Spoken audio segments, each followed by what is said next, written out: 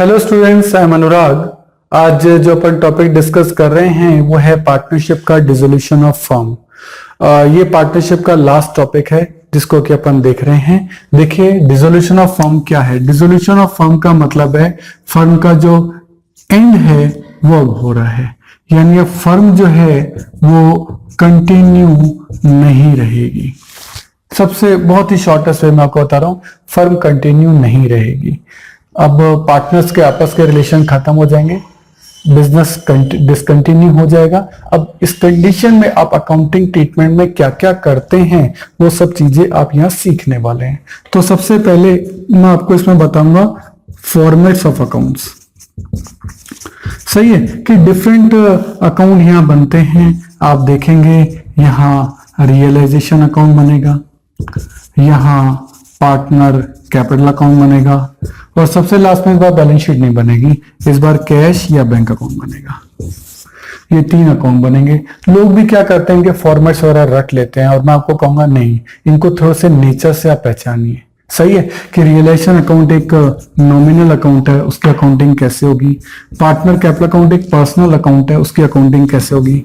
Cash account एक real account है, इसको आप किस तरह से ट्रीट करेंगे। बहुत आसानी से ये चीजें जो है वो डिस्कस की जा सकती हैं और इन सब के बारे में मैं डिटेल में डिस्कशन करूंगा कि अकाउंट क्यों बनते हैं, कैसे बनते हैं, इनके पीछे क्या लॉजिक है, वो एक एक चीज डिस्कस करेंगे। फॉर्मेट रटने नहीं है, मैं आपको बार बार बोलूंगा, रटना आसान है, समझने का काम है, वो टाइम जरूर लेता है लेकिन वो लॉन्ग लाइफ रहता है। सही है, तो फॉर्मेट ऑफ अकाउंट पूरे डिस्कस करेंगे। इसके अलावा यहाँ एक मिसिंग बैलेंस शीट का भी क्वेश्चन आपका आएगा। बोर्ड में काफी बार ये क्वेश्चन आ चुका है, इसमें बैलेंस शीट गिवन नहीं होती है, तो पहले आप बैलेंस शीट बनाते हैं, उससे बैलेंसिंग फिगर में सन्ड्री एसेट्स निकलता है और देन फिर आपका ये क्वेश्चन चालू होता है। इसमें अपन इसको देखेंगे। इसके अलावा कई बार मल्टी ईयर कैपिटल अकाउंट भी बनाना पड़ सकता है ना। उसमें क्या होता है कि फर्म जो डिसॉल्व हुई है वो इस तारीख को हुई है और आपको उसके 2 साल पहले की कैपिटल यहाँ की दे रखी है, तो आपको पहले 2 सालों के कैपिटल अकाउंट बनाने पड़ेंगे। फिर बैलेंस शीट मिसिंग है तो एक बैलेंस शीट बनानी पड़ेगी। बैलेंस शीट से बैलेंसिंग फिगर में सन्ड्री एसेट्स निकलेंगे और देन आपका फिर ये प्रोसेस चालू होगा। कौन सा? ये वाला relation partner capital cash account. यानी काफी लॉन्ग क्वेश्चन होता है, बहुत टेम्परामेंट की जरूरत होती है। कैसे इन क्वेश्चंस को हैंडल करना है उसका भी एक बहुत अच्छा न्यूमेरिकल है, जिसमें 2 सालों के कैपिटल अकाउंट हम बनाते हुए आएंगे, then balance sheet, then relation, then partner capital, then cash account. मतलब एक क्वेश्चन आप देखोगे तो आपको पूरा कॉन्सेप्ट क्रिस्टल क्लियर हो जाएगा कि ये चैप्टर किस तरीके से मूव होगा। सही है।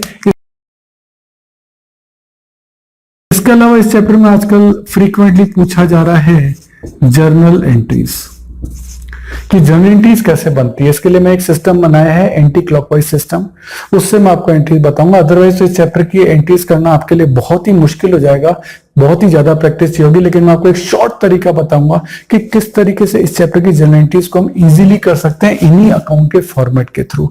तो वो चीज भी जो है अपन यहाँ देखेंगे।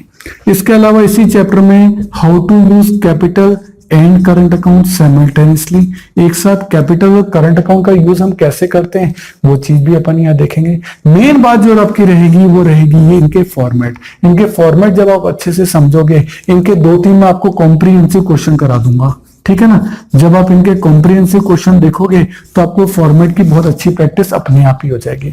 तो ये सब टॉपिक जो है इस चैप्टर में डिस्कस होने वाले हैं। हर चैप्टर का जो डिफरेंट पीडीएफ फाइल है मैंने बनाए हैं, उसमें नोट्स दिए हैं, न्यूमेरिकल क्वेश्चन दिए हैं। आप एक एक टॉपिक को उठाएंगे, उन क्वेश्चन को करेंगे, आपको कोई भी दिक्कत नहीं आएगी, ये मेरी श्योरिटी है। ठीक है, तो इन टॉपिक्स को आप देखें, नेक्स्ट वीडियो से अपन इनका क्वेश्चन चालू करेंगे। ओके।